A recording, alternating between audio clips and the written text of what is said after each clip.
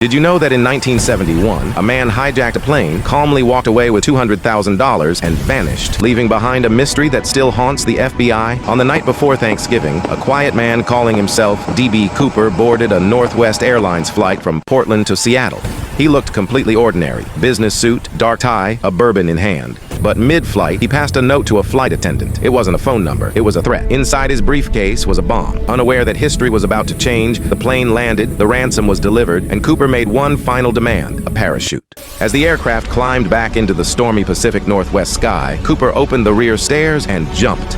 Freezing rain, pitch-black wilderness, a leap into history. No body was ever found, no parachute either. Just a few decaying bills discovered years later, buried in river sand, like a whisper from the past. Some say he survived. Others believe he signed his own death warrant the moment he jumped. But one thing is certain. Somewhere between the clouds and the trees, D.B. Cooper disappeared, and America never stopped looking.